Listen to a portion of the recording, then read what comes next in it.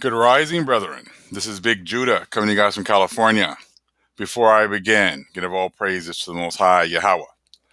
Acknowledgement to the earthly mother, who is wisdom, who is Holy Spirit.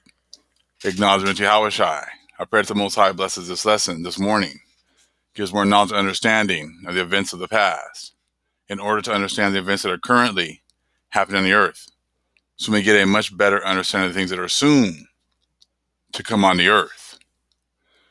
This morning I woke up doing a little studying early this morning, and there was a comment that was made in reference to the Hornets. And this comment I'm going to put up right now shows you how you need the first and second sticks in order to understand what is going on. That's why there's so many that are still stuck on breakdowns of the Bible that have been around for 20 and 30 years or even more, because they were given to us by the Gentiles. Gentiles have limited everything to one book, and they are not willing to accept any new information. Now, that's also permeated through the Hebrew Israelite community. So you'll hear about the same breakdowns about Revelation 13, the chip, everything else, because they're not able to accept or process any new information. Now, we've heard about these murder hornets.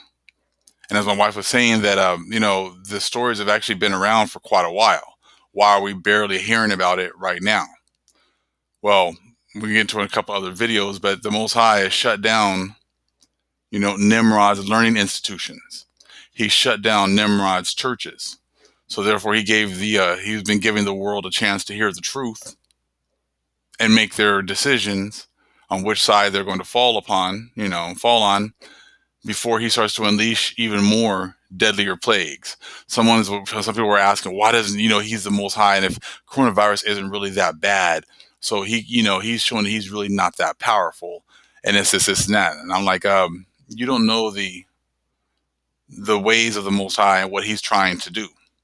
Maybe he's not trying to just kill off everyone. Maybe he's trying to give people an opportunity to hear the truth by shutting everything down, shutting down the economy, showing them that the going forward in the future in this society is not going to happen.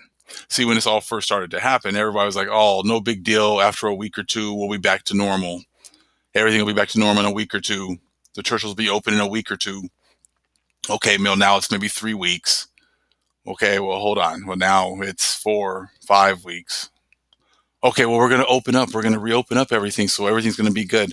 Oh, well, we're only going to open up at 25% capacity. Schools aren't going to go back. Colleges aren't going back. Was that really a reopening then of the economy and a reopening of everything? No, it's not. So see, now it's 6 weeks. Now people are getting crazier and crazier. I was listening to a story from Lisa Cabrera this morning about a guy walking around in a Ku Klux Klan headpiece to go shopping. He said people are just losing their minds. And as every week continues, where they can't, participate in their sports, participate in going to the beach, have all their fun, have their summer fun, it's going to get worse and worse for them, because these are just a bunch of empty vessels that are just made to enjoy this reality.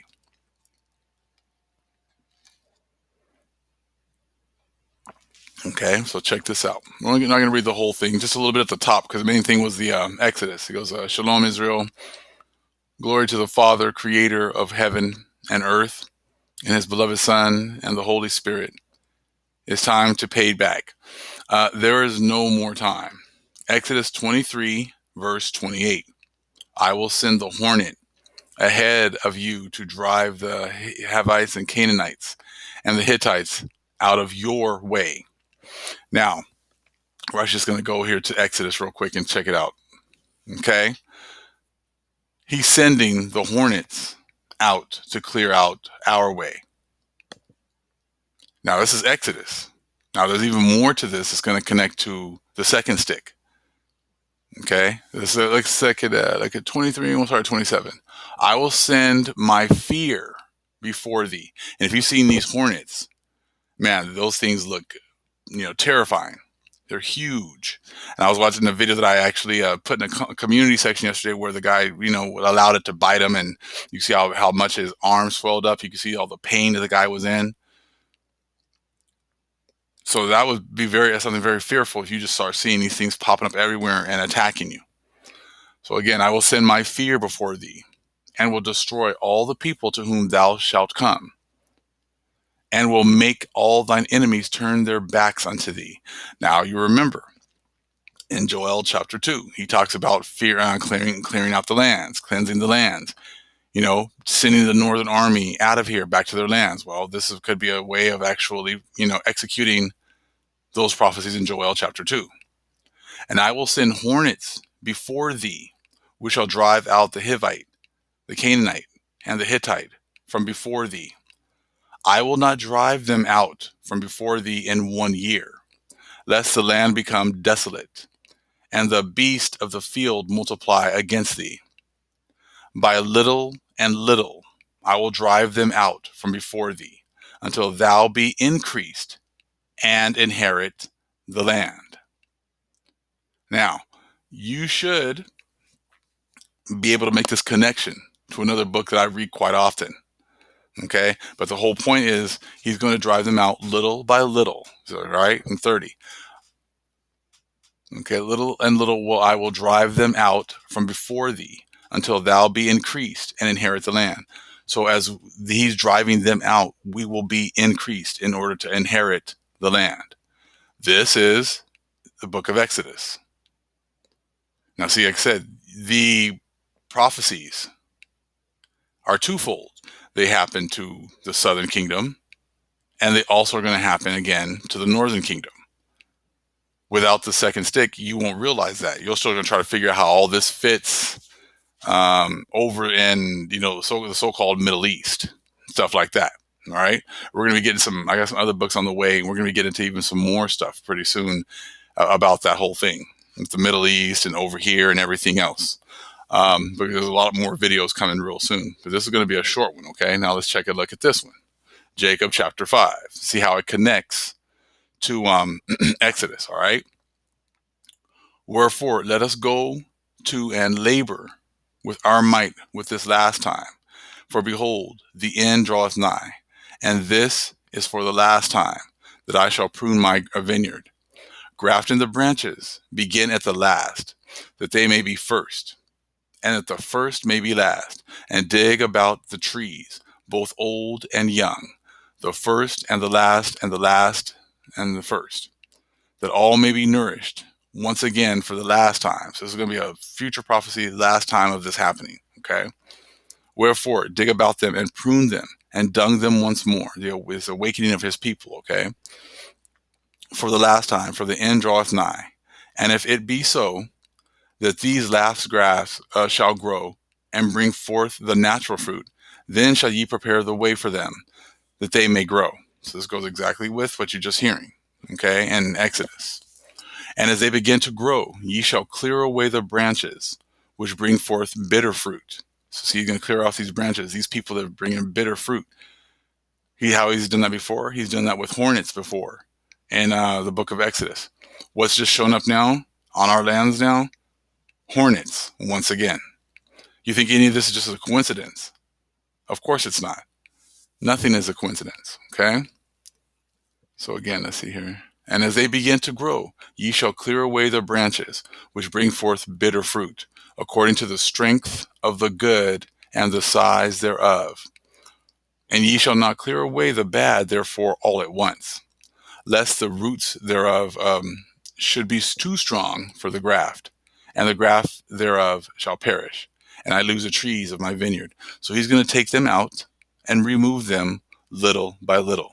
So people who are saying, the coronavirus isn't from the Most High, that's from man. And if he really was the Most High, wouldn't he make up something more terrible? He's not trying to make things even more terrible. He's going to try to take these people out of our lands little by little as we grow, as more Gentiles, cleave to us as well, and they get the knowledge and understanding. As our numbers grow, he's going to clear them out little by little. Exactly what he did in the book of Exodus. Okay? Let's see here. So as you go back to Exodus now, and you take a look over here, Exodus 23, and let's see here, 30. Actually, let's look at 29. I will not drive them out from before thee in 1 year, lest the land become desolate, and the beasts of the field multiply against thee.